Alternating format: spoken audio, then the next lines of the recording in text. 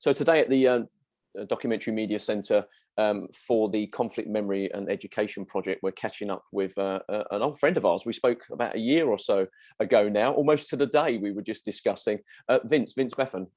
Vince, thanks for taking the time to speak to me today. No worries. Nice to see you, John.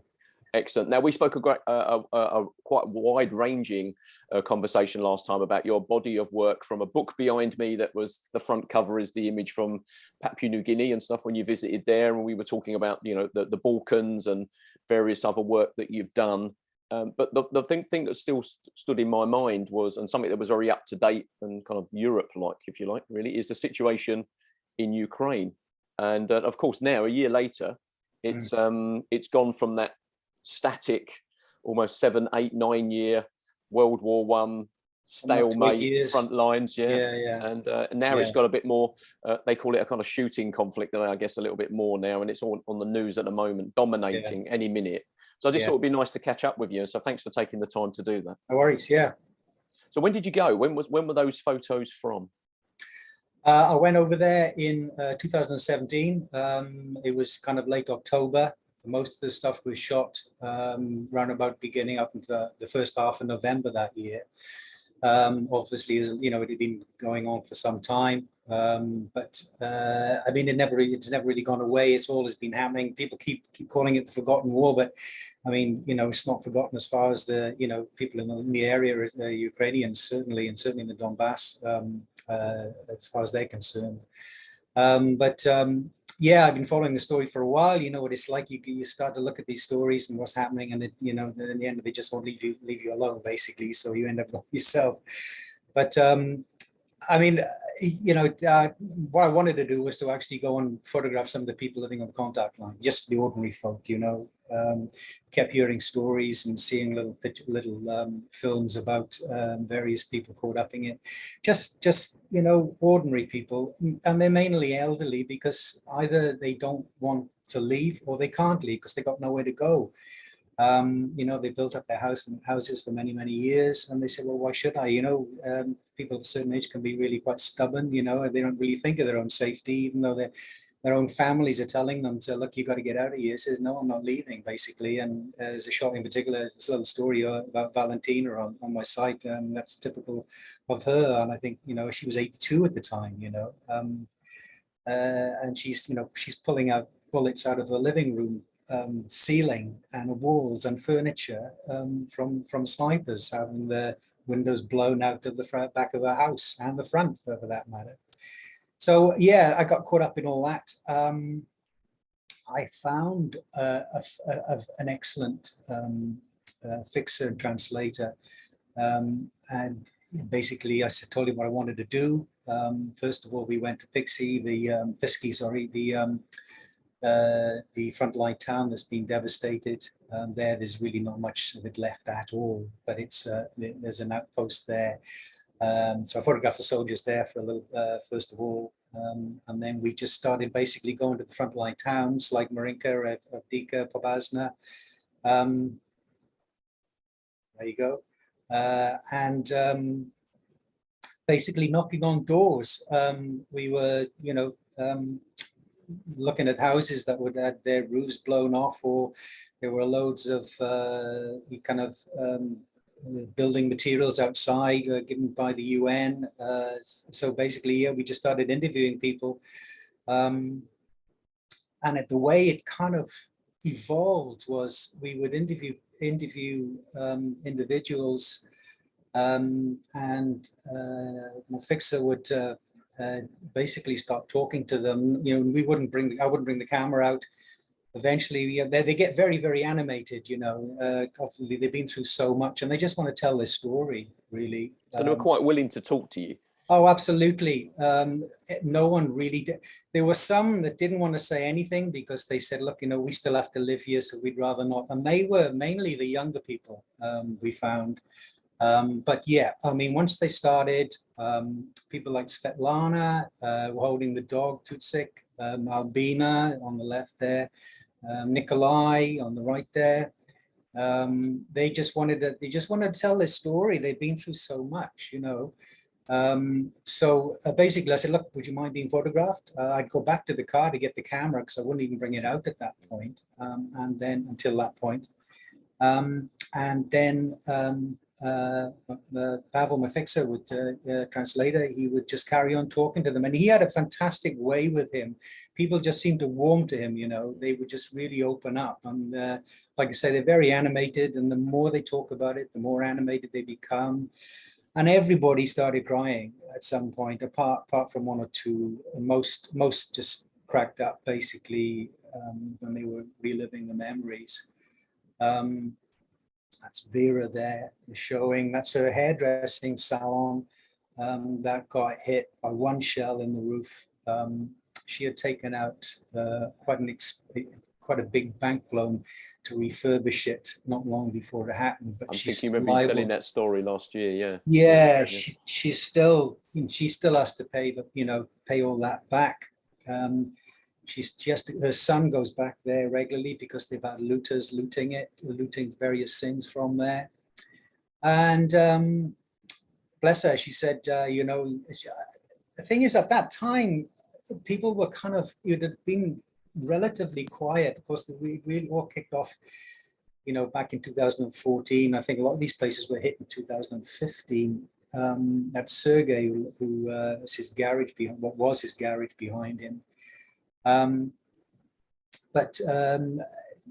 were kind of thinking that it had quietened down a little bit. So I dread to think now what must be going through their heads with everything looming, because these are frontline towns. This is Sergey just lives on the outskirts of Avdiivka, and he lives across the road from Valentina, who was, like I say, was pulling out bullets from her walls.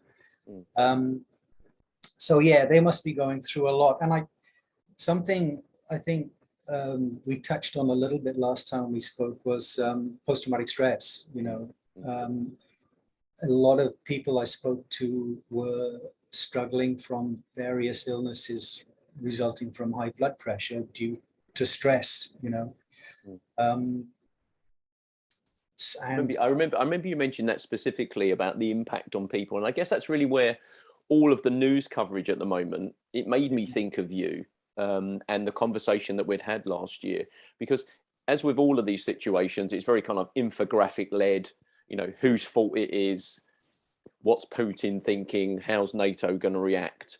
And I remember your write up here. This was the thing that kind of remembered on your website, just saying about how long the actual line of contact is, that kind of 457 kilometers, London to Paris. When you put it into context like that, this isn't we talk about a regional conflict, or we get caught up now, don't we? These are only smaller wars, they're only affecting certain people, or whatever the ethnic divide is. But when you think about London to Paris, I mean, that as a front line, the impact there, I think that's your photos get that across so much more, because it's about the people that can't leave, won't or can't leave. It's the same thing, isn't it? Where you've got nowhere else to go. Why would you leave your home where you've grown up in your business? And also when you say there about young people not necessarily being willing to share their stories and stuff, of course, in these kind of situations, they're the ones that are quite easily accused by either side as being on either side. And they have to be very careful, don't they? Well, they do, really. And I think, that's not to say that, there are also many young people, young people, fighting in the trenches there, obviously. But you say, that line could well be extended now, because, you've got Putin's forces moving into Belarus, which is basically where they are, is something like 50 kilometers or 50 miles, just north of Kiev, where they're situated. So that could open up another front there as well. It's pretty scary. So they're basically being, they're being surrounded. You've got Russian forces in the Crimea in the south. You've got them in Donbas in the west, and you've got them in Belarus in the north. Of course, they're just saying that these are just exercises in Belarus. But I think, Putin is obviously, you know, I mean, if he invaded, it would change the security of Europe beyond Absolutely, yeah. anything that we've seen in a long time, basically. I think a lot of people are just assuming that, or thinking that, or guessing that he's just trying to cement his own legacy in Russian history, and claw back what was given away in '91. Yeah. I guess. Which he pretty much views Gorbachev as someone who gave away that legacy, doesn't he? So Yeah. And I think I suppose maybe the West believes that they actually beat Russia, but they didn't actually beat Russia. I think I think Russia collapsed. And also I'm not going to pretend even remotely that I'm an expert in Russian Ukraine politics or even Russian politics, but you start to look at it from outside, and that's what it kind of looks like. Yeah, I think it's interesting. I read a book. Funny enough, it's just behind me actually. I very rarely read. Actually get to sit down and read a long book, and it was recommended. A guy called Tim Marshall. He's kind of known quite well on the television, if you like, for reporting. He's a diplomatic editor, I think, for Sky News, and he's talking about prisoners of geography, and it's all about different borders and stuff like that, and how geography plays such an important role in a lot of the conflict areas, like Kashmir and Tibet and all these sort of things with China. And it was just saying, if you kind of know your history, but also look at the geography of invasion routes into Russia, that you can understand a little bit more about why he's always been quite nervous about NATO encroaching east and taking like the Baltic states, and the even if it's not real or unlikely to happen, the perceived threat that Ukraine might join NATO. As someone, it's a show of strength, really, that he can't be seen to be weak, that they're allowed to come right up to the Russian borders. He still likes that kind of the old days of the USSR with these kind of buffer states and things. And it just says, if you understand that a little bit more, you can understand why maybe, Ukraine's a red line for him with NATO. It never really kind of gets explained in that way, does it, on the mainstream media? Because it's very much around, he does this, he wants to do this, it's a power play. I mean, you mentioned legacy as well there, but of course it's impacting all of these people along these borders and these areas that are, maybe sometimes quite happily lived with their majority neighbors from one stuff. It reminded me very much of the whole kind of Balkan scenario which you've experienced. Hello, John. I've lost you a little bit, I think. Okay, are you back now? Yeah, you're back now. I've just got my website on my screen here, so I don't know whether it's. Let me stop sharing that. Oh, there you go. I got you. That's okay. Yeah, I could still see you in the corner and with the images. Yeah, I mean, from you were talking earlier as well about the impact on the people and the ones that are still there and they can't move and not necessarily want to move. I mean, what was your experience when you were talking to some of them about resolutions? Is it something that they even think about? Because it must be quite intense now, and the turning up of Western news crews, I should imagine, is almost creates tension as well, doesn't it? I think they've had, well, coming up to 8 years of it, really. Like I say, it was an interesting time when I was there. There's one shot on my site there of Maria. She's holding she's got a hand on her head next to her face, and I mean, just beyond there was the fields beyond her garden, and she was so. There she goes. Yeah, she was so pleased that the farmer who had the fields beyond her house had started using the fields again. He was putting animals back in there, and she saw that as a sign of it, of it coming to an end. But of course, like I was saying, I really feel for them now as to what's going on. But yeah, I don't.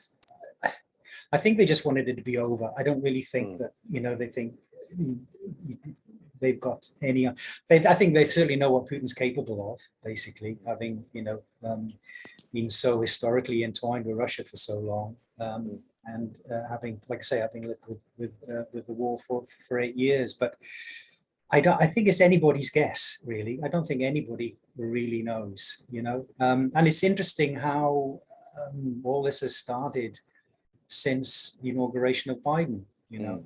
and also the fiasco that was the withdrawal of Afghanistan. I think maybe Putin's thinking that, well, okay, America's quite weak at the moment, so this is the time to ramp up and, let's renegotiate the whole, situation of, of our position in Europe and your position in Europe, and let's go back to 91 or something, and, and he'll try and claw back what he can. So I don't know. It's all kind of guesswork at the moment. But I think whatever happens, even if he doesn't invade, then I think those troops will stay there for a long time. And I think the pressure that he'll put on them, put on that area, isn't going to go away. I think that'll be there for quite some time. Yeah. Now that in turn will also have a huge effect on all the people in those towns. I can't see how anybody can think, well, okay, here's a sign that it's ending. Even when I was there, no one really thought it was, apart from these little signs like with Maria and the little things that you hold on to think that it might be coming to an end. I don't, generally, I think people just thought, no, this isn't going to go away soon. This isn't just, this is in for the long haul, I think. Really. Would you return if you got an opportunity to? Are you kind of seeking, are you seeking opportunity to get back there as well? Oh yeah, I have been. I came very close to earlier on last year, but yeah, just finance and other work coming up. You got to pay the bills, So it's. I was due to go back to Bosnia back in last October, but then again, other things popped up, and so it's.